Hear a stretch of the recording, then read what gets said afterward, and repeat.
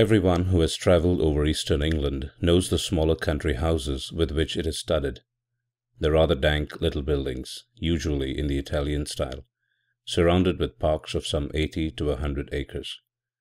For me they have always had a very strong attraction, with the grey paling of split oak, the noble trees, the meres with their reed beds, and the line of distant woods.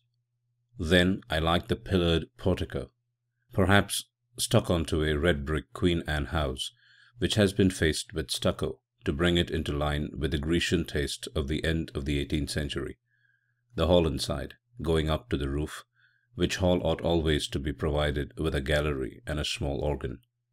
I like the library, too, where you may find anything from a Psalter of the 13th century to a Shakespearean quarto. I like the pictures, of course, and perhaps most of all, I like fancying what life in such a house was when it was first built, and in the piping times of landlord's prosperity, and not least now, when, if money is not so plentiful, taste is more varied, and life quite as interesting. I wish to have one of these houses, and enough money to keep it together, and entertain my friends in it modestly. But this is a digression. I have to tell you of a curious series of events which happened in such a house as I have tried to describe. It is Castringham Hall in Suffolk. I think a good deal has been done to the building since the period of my story, but the essential features I have sketched are still there. Italian portico, square block of white house, older inside than out, park with fringe woods and mere. The one feature that marked out the house from a score of others is gone. As you looked at it from the park, you saw on the right a great old ash tree growing within half a dozen yards of the wall, and almost or quite touching the building with its branches. I suppose it had stood there ever since Castringham ceased to be a fortified place, and since the moat was filled in and the Elizabethan dwelling-house built.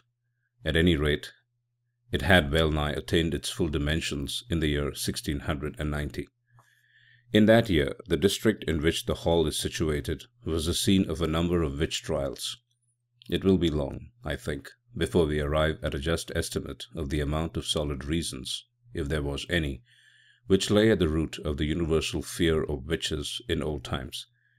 Whether the persons accused of this offence really did imagine that they were possessed of unusual powers of any kind, or whether they had the will at least, if not the power, of doing mischief to their neighbours, or whether all the confessions, of which there are so many, were extorted by the mere cruelty of the witch-finders, these are questions which are not, I fancy, yet solved, and the present narrative gives me pause. I cannot altogether sweep it away as mere invention. The reader must judge for himself. Castringham contributed a victim to the auto da fe. Mrs. Mothersole was her name, and she differed from the ordinary run of village witches only in being rather better off and in a more influential position. Efforts were made to save her by several reputable farmers of the parish. They did their best to testify to her character, and showed considerable anxiety as to the verdict of the jury. But what seems to have been fatal to the woman was the evidence of the then proprietor of Castringham Hall, Sir Matthew Fell. He deposed to having watched her on 3 different occasions from his window, at the full of the moon, gathering sprigs from the ash tree near my house.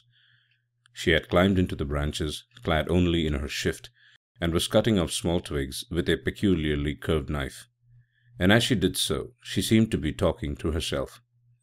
On each occasion Sir Matthew had done his best to capture the woman, but she had always taken alarm at some accidental noise he had made, and all he could see when he got down to the garden was a hare running across the park in the direction of the village. On the 3rd night he had been at the pains to follow at his best speed, and had gone straight to Mrs. Mothersole's house, but he had had to wait a quarter of an hour battering at her door, and then she had come out very cross, and apparently very sleepy, as if just out of bed, and he had no good explanation to offer of his visit. Mainly on this evidence, though there was much more of a less striking and unusual kind from other parishioners, Mrs. Mothersole was found guilty and condemned to die. She was hanged a week after the trial, with 5 or 6 more unhappy creatures, at Bury, St. Edmunds. Sir Matthew Fell, the deputy sheriff, was present at the execution. It was a damp, drizzly March morning when the cart made its way up the rough grass hill outside Northgate, where the gallows stood. The other victims were apathetic or broken down with misery, but Mrs. Mothersole was, as in life so in death, of a very different temper. Her poisonous rage, as a reporter of the time puts it, did so work upon the bystanders, yea, even upon the hangman, that it was constantly affirmed of all that saw her, that she presented the living aspect of a mad divil. Yet she offered no resistance to the officers of the law, only she looked upon those that laid hands upon her with so direful and venomous an aspect that, as one of them afterwards assured me, the mere thought of it preyed inwardly upon his mind for 6 months after. However, all that she is reported to have said was the seemingly meaningless words, "There will be guests at the hall," which she repeated more than once in an undertone. Sir Matthew Fell was not unimpressed by the bearing of the woman. He had some talk upon the matter with the vicar of his parish, with whom he travelled home after the assize business was over. His evidence at the trial had not been very willingly given. He was not specially infected with the witch-finding mania, but he declared, then and afterwards, that he could not give any other account of the matter than that he had given, and that he could not possibly have been mistaken as to what he saw. The whole transaction had been repugnant to him, for he was a man who liked to be on pleasant terms with those about him. But he saw a duty to be done in this business, and he had done it. That seems to have been the gist of his sentiments, and the vicar applauded it, as any reasonable man must have done. A few weeks after, when the moon of May was at the full, vicar and squire met again in the park, and walked to the hall together. Lady Fell was with her mother, who was dangerously ill, and Sir Matthew was alone at home. So the vicar, Mr. Crome, was easily persuaded to take a late supper at the hall. Sir Matthew was not very good company this evening. The talk ran chiefly on family and parish matters, and, as luck would have it, Sir Matthew made a memorandum in writing of certain wishes or intentions of his regarding his estates, which afterwards proved exceedingly useful. When Mr. Crome thought of starting for home, about 9:30 o'clock, Sir Matthew and he took a preliminary turn on the gravelled walk at the back of the house. The only incident that struck Mr. Crome was this. They were in sight of the ash tree, which I described as growing near the windows of the building, when Sir Matthew stopped and said, "What is that runs up and down the stem of the ash? It is never a squirrel. They will all be in their nests by now." The vicar looked and saw the moving creature, but he could make nothing of its colour in the moonlight. The sharp outline, however, seen for an instant, was imprinted on his brain, and he could have sworn, he said, though it sounded foolish, that, squirrel or not, it had more than 4 legs. Still, not much was to be made of the momentary vision, and the two men parted. They may have met since then, but it was not for a score of years. Next day Sir Matthew Fell was not downstairs at 6 in the morning, as was his custom, nor at 7, nor yet at 8. Hereupon the servants went and knocked at his chamber door. I need not prolong the description of their anxious listenings and renewed batterings on the panels. The door was opened at last from the outside, and they found their master dead and black. So much you have guessed. That there were any marks of violence did not at the moment appear, but the window was open. One of the men went to fetch the parson, and then by his directions rode on to give notice to the coroner. Mr. Crome himself went as quick as he might to the hall, and was shown to the room where the dead man lay. He has left some notes among his papers, which show how genuine a respect and sorrow was felt for Sir Matthew, and there is also this passage, which I transcribe for the sake of the light it throws upon the course of events, and also upon the common beliefs of the time. There was not the least trace of an entrance having been forced to the chamber, but the casement stood open, as my poor friend would always have it in this season.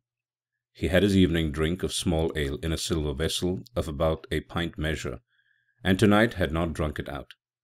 This drink was examined by the physician from Bury, a Mr. Hodgkins, who could not, however, as he afterwards declared upon his oath, before the coroner's quest, discover that any matter of a venomous kind was present in it.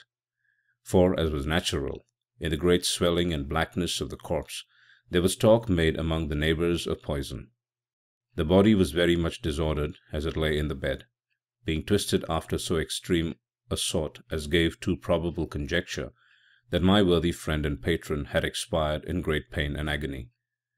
And what is as yet unexplained, and to myself the argument of some horrid and artful design in the perpetrators of this barbarous murder, was this, that the women which were entrusted with the laying out of the corpse and washing it, being both sad persons, and very well respected in their mournful profession, came to me in a great pain and distress both of mind and body, saying, what was indeed confirmed upon the first view, that they had no sooner touched the breast of the corpse with their naked hands, than they were sensible of a more than ordinary violent smart and aching in their palms, which, with their whole forearms, in no long time swelled so immoderately, the pain still continuing, that, as afterwards proved, during many weeks they were forced to lay by the exercise of their calling, and yet no mark seen on the skin.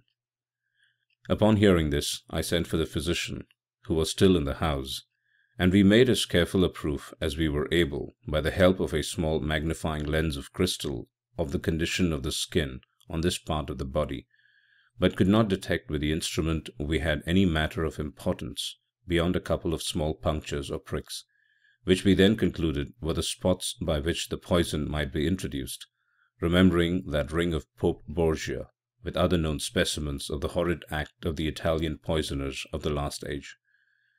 So much is to be said of the symptoms seen on the corpse. As to what I am to add, it is merely my own experiment, and to be left to posterity to judge whether there be anything of value therein. There was on the table by the bedside a Bible of the small size, in which my friend, punctual as in matters of less moment, so in this more weighty one, used nightly, and upon his first rising, to read a set portion, and I taking it up, not without a tear, duly paid to him, which from the study of this poorer adumbration was now passed to the contemplation of its great original. It came into my thoughts, as at such moments of helplessness we are prone to catch at any the last glimmer that makes promise of light, to make trial of that old and by many accounted superstitious practice of drawing the swords, of which a principal insurance, in the case of his late sacred Majesty the blessed martyr King Charles and my Lord Falkland, was now much talked of. I must need admit that by my trial not much assistance was afforded me, yet, as the cause and origin of these dreadful events may hereafter be searched out, I set down the results, in the case it may be found that they pointed the true quarter of the mischief to a quicker intelligence than my own. I made then 3 trials, opening the book and placing my finger upon certain words, which gave in the first these words, from Luke 13:7, cut it down; in the second, Isaiah 13:20, it shall never be inhabited; and upon the third experiment, Job 34:30, her young ones also suck up blood. That is all that need be quoted from Mr. Crome's papers. Sir Matthew Fell was duly coffined and laid into the earth, and his funeral sermon, preached by Mr. Crome on the following Sunday, has been printed under the title of The Unsearchable Way, or England's Danger and the Malicious Dealings of Antichrist, it being the vicar's view, as well as the most commonly held in the neighbourhood, that the squire was the victim of a recrudescence of the Popish plot. His son, Sir Matthew II, succeeded to the title and estates, and so ends the first act of the Castringham tragedy. It is to be mentioned, though the fact is not surprising, that the new baronet did not occupy the room in which his father had died, nor indeed was it slept in by any one but an occasional visitor during the whole of his occupation. He died in 1735, and I do not find that anything particular marked his reign, save a curiously constant mortality among his cattle and livestock in general, which showed a tendency to increase slightly as time went on. Those who are interested in the details will find a statistical account in a letter to the Gentleman's Magazine of 1772, which draws the facts from the baronet's own papers. He put an end to it at last by a very simple expedient, that of shutting up all of his beasts in sheds at night, and keeping no sheep in his park. For he had noticed that nothing was ever attacked that spent the night indoors. After that the disorder confined itself to wild birds and beasts of chase. But as we have no good account of the symptoms, and as all-night watching was quite unproductive of any clue, I do not dwell on what the Suffolk farmers called the Castringham sickness. The second Sir Matthew died in 1735, as I said, and was duly succeeded by his son, Sir Richard. It was in his time that the great family pew was built out of the north side of the parish church. So large were the squire's ideas that several of the graves on that unhallowed side of the building had to be disturbed to satisfy his requirements. Among them was that of Mrs. Mothersole, the position of which was accurately known, thanks to a note on a plan of the church and yard, both made by Mr. Crome. A certain amount of interest was excited in the village when it was known that the famous witch, who was still remembered by a few, was to be exhumed, and the feeling of surprise and indeed disquiet was very strong when it was found that, though her coffin was fairly sound and unbroken, there was no trace whatever inside it of body, bones, or dust. Indeed, it is a curious phenomenon, for at the time of her burying no such things were dreamt of as resurrection men, and it is difficult to conceive any rational motive for stealing a body otherwise than for the use of the dissecting room. The incident revived for a time all the stories of witch trials and of the exploits of the witches, dormant for 40 years, and Sir Richard's orders that the coffin should be burnt were thought by a good many to be rather foolhardy, though they were duly carried out. Sir Richard was a pestilent innovator, it is certain. Before his time the hall had been a fine block of the mellowest red brick, but Sir Richard had travelled in Italy and become infected with the Italian taste, and, having more money than his predecessors, he determined to leave an Italian palace where he had found an English house. So stucco and ashlar masked the brick. Some indifferent Roman marbles were planted about in the entrance hall and gardens. A reproduction of the Sibyl's temple at Tivoli was erected on the opposite bank of the Mere, and Castringham took on an entirely new, and I must say a less engaging aspect. But it was much admired, and served as a model to a good many of the neighbouring gentry in after years. One morning, it was in 1754, Sir Richard woke after a night of discomfort. It had been windy, and his chimney had smoked persistently, and yet it was so cold that he must keep up a fire. Also, something had so rattled about the window that no man could get a moment's peace. Further, there was the prospect of several guests of position arriving in the course of the day, which would expect sport of some kind, and the inroads of the distemper, which continued among his game, had been lately so serious that he was afraid for his reputation as a game preserver. But what really touched him most nearly was the other matter of his sleepless night. He could certainly not sleep in that room again. That was the chief subject of his meditations at breakfast, and after it he began a systematic examination of the rooms to see which would suit his notions best. It was long before he found one. This had a window with an eastern aspect, and that with a northern. This door the servants would be always passing, and he did not like the bedstead in that. No, he must have a room with a western lookout, so that the sun could not wake him early, and it must be out of the way of the business of the house.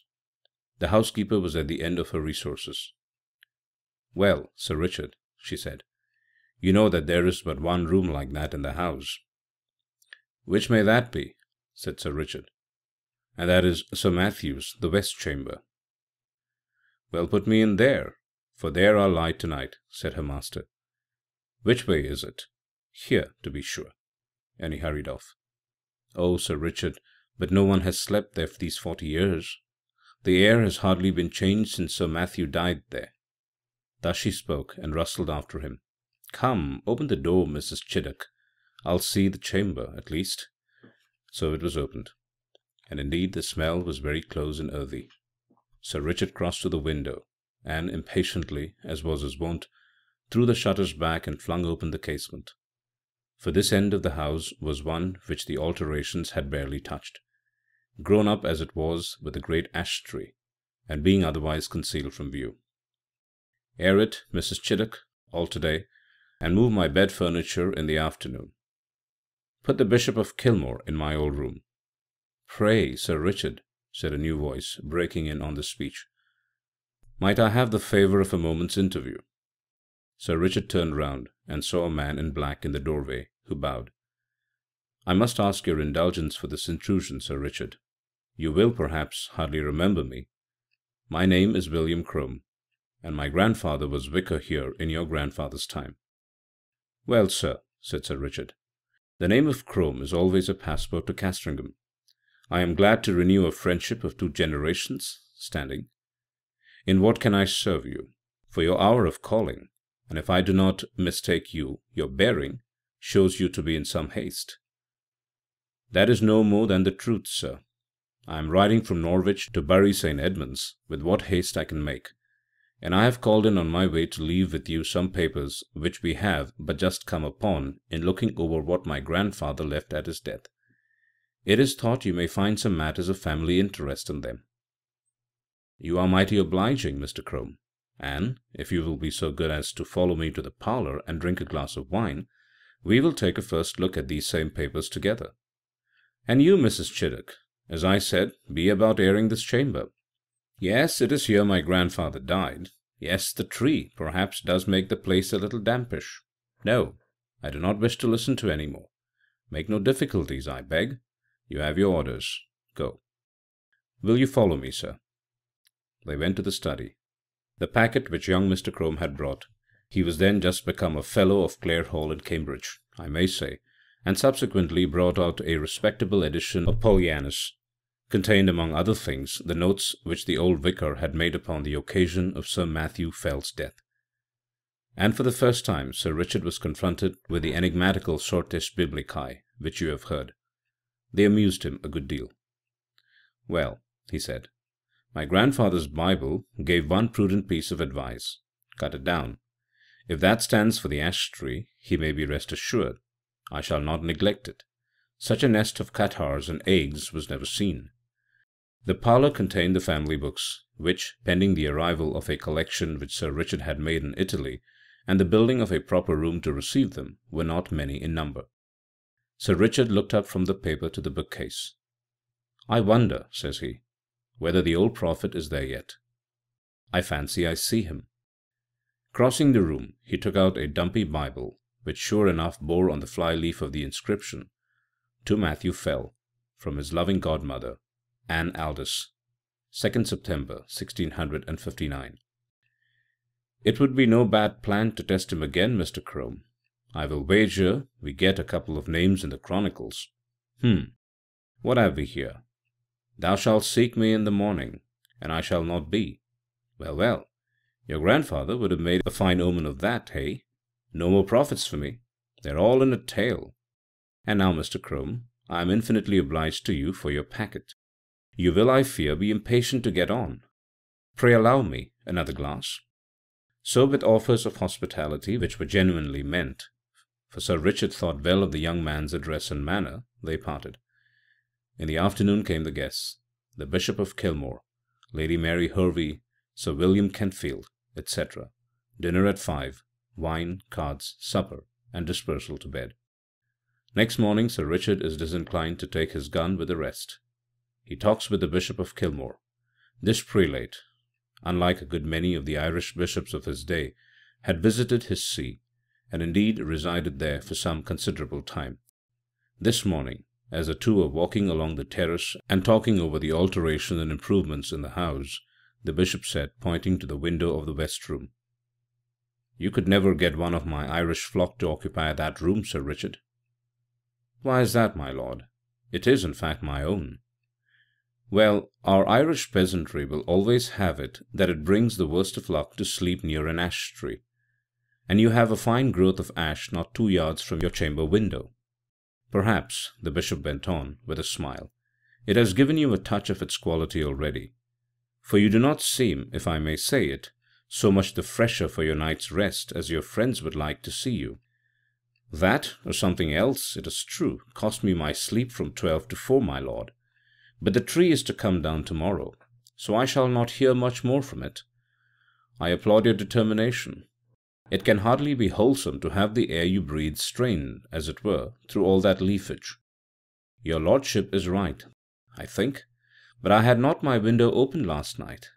It was rather the noise that went on, no doubt from the twigs sweeping the glass, that kept me open-eyed.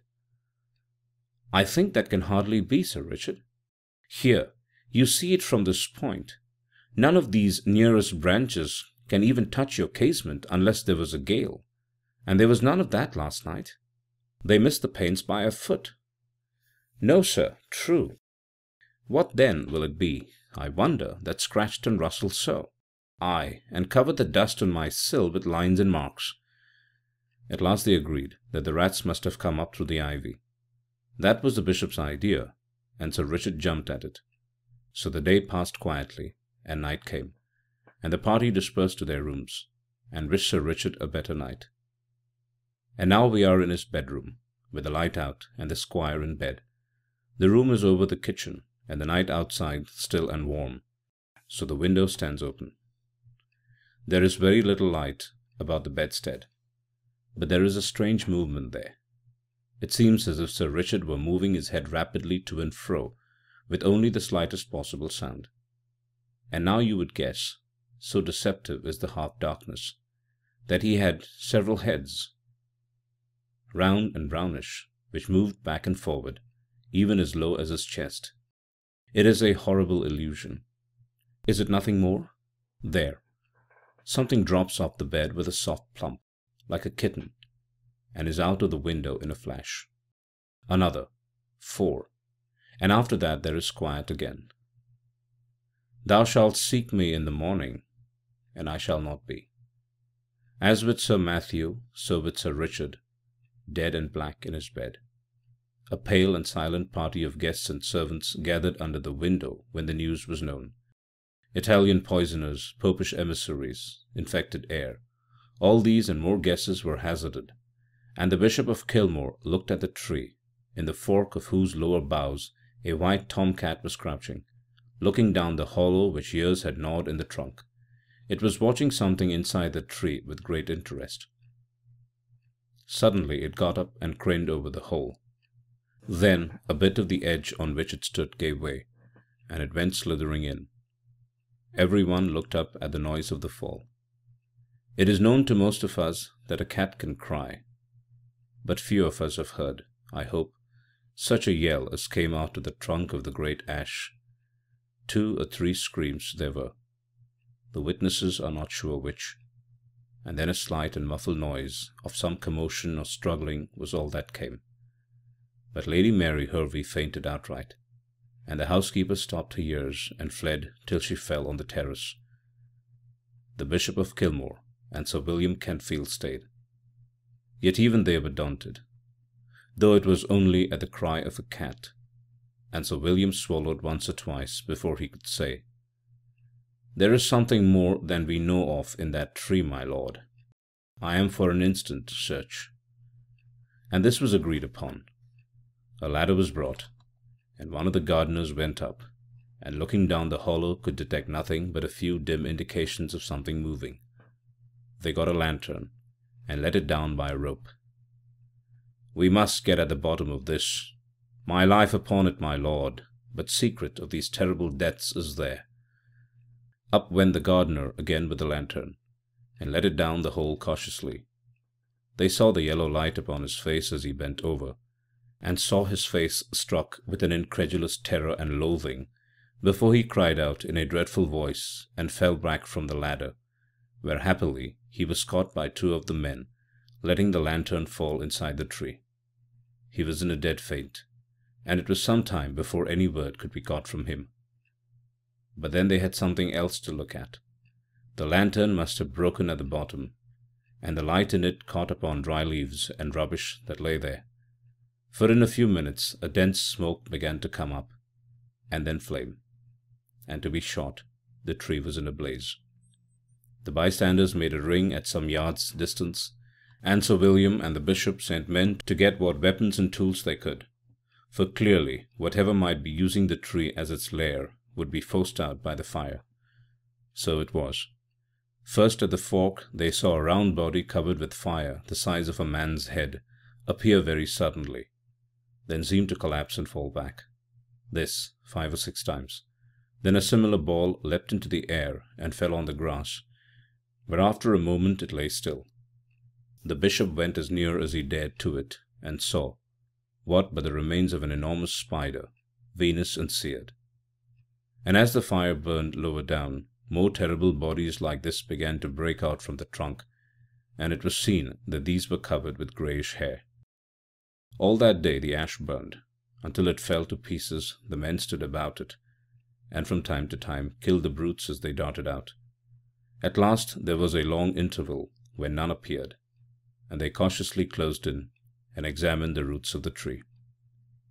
They found, says the Bishop of Kilmore, below it a rounded hollow place in the earth, wherein were 2 or 3 bodies of these creatures that had plainly been smothered by the smoke.